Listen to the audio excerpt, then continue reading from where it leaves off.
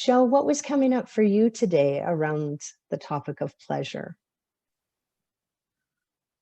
Thank you for everybody that's shared so far. I was thinking a lot about how I don't experience a lot of pleasure. I don't allow myself to. And I was trying, while Steena was talking, I was trying to like think about why don't I allow myself to have more pleasure? And it was almost like I couldn't connect to anything, that I haven't had a child. Like, I don't know what labor is like. I'm not a cat, although like I do know what the purring. And I was like, how can I relate to this? And then all of a sudden I just like, it clicked for me of like, I don't like being told to do something. I don't like being forced to do something. And I talked about this in my book as well. Like, it's almost like an ultimatum, even if it's not meant that way. When I'm told I have to do something, or if like it feels forced, it's almost like I go into that fight or flight mode to do the opposite. It's like an instant reaction, even if I know that that's the thing that I should be doing or need to be doing, or like that's the next eventual step. If I don't feel it, if I'm not like ready for it, I can't just turn it on in my mind. Like, I can't just make my body do it and go through the motions.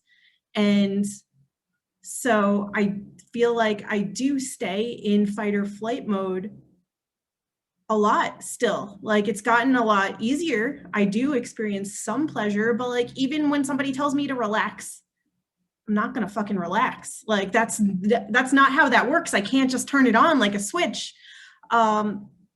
If somebody's telling me like, I need to calm down, or like, you need to do this to get that result, I'm like, I get that. Like, I can see how that would be possible, but like, I just can't, cannot compute. Like, my body cannot go into that mode until I just let it come in and like it feels aligned. And I think that's part of like the manifesting generator in me, is that like, I need to wait for that gut response. Like, again, my brain might know that that's the right thing to do, but like, if I just don't completely feel it, I can't do it. And even when it comes to like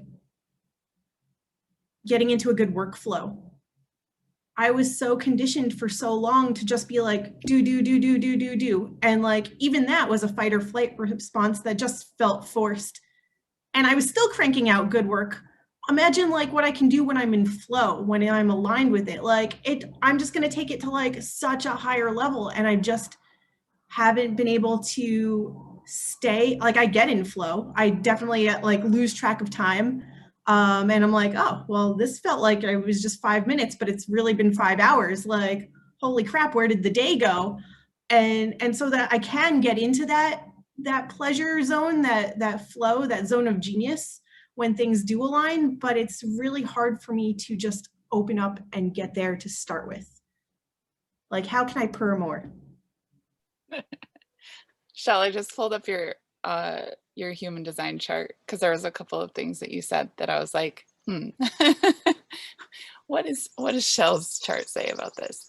And you have the sacral authority, but you're a single definition, which means your sacral is directly connected to your it's called your G center, or your identity center, in the middle there, and then also your throat. So you just have one energy, and it doesn't require another person to complete it.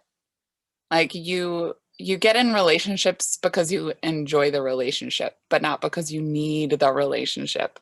And so anybody else that has the single definition, that's true for you too. And that just means anywhere that there's a colored center in your chart, it's connected to all of the other colored centers in your chart. Like, you can follow it like a maze.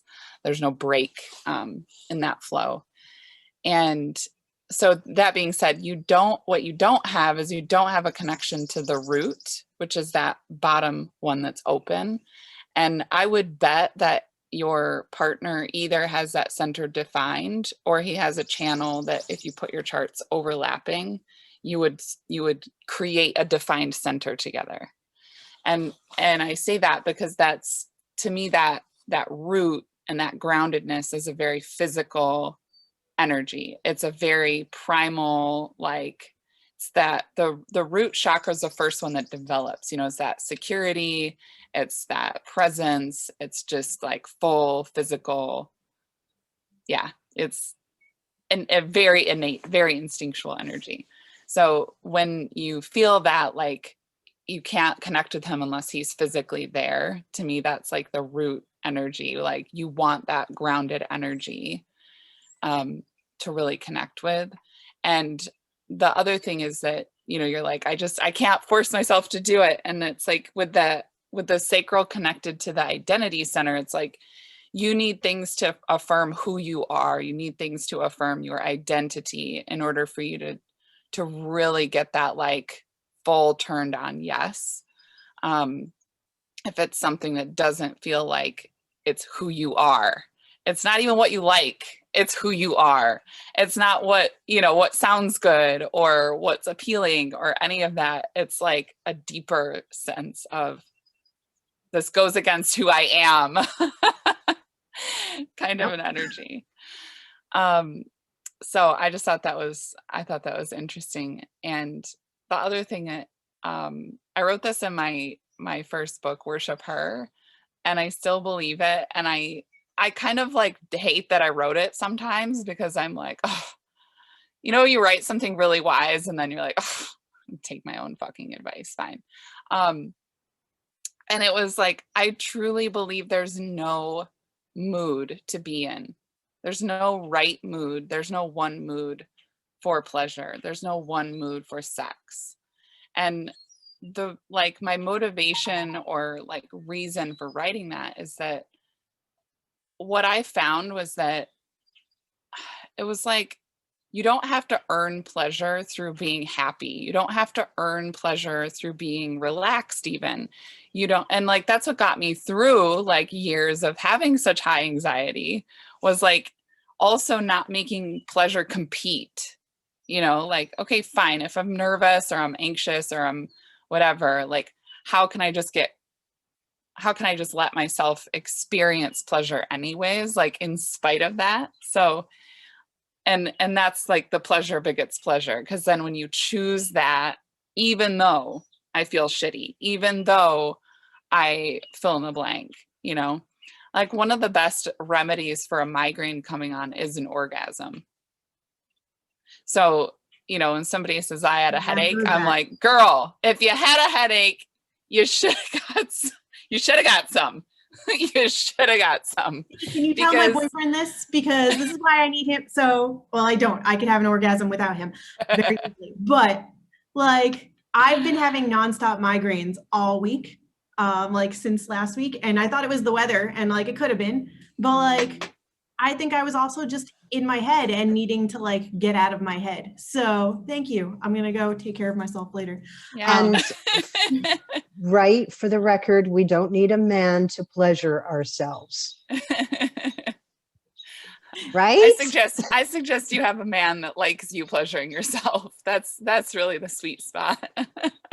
Thank you for sharing, Chelle. You talked about autonomy and how important it is to you. And the story you shared with me just reminds me how you can step into that autonomy and really asking for what brings you pleasure.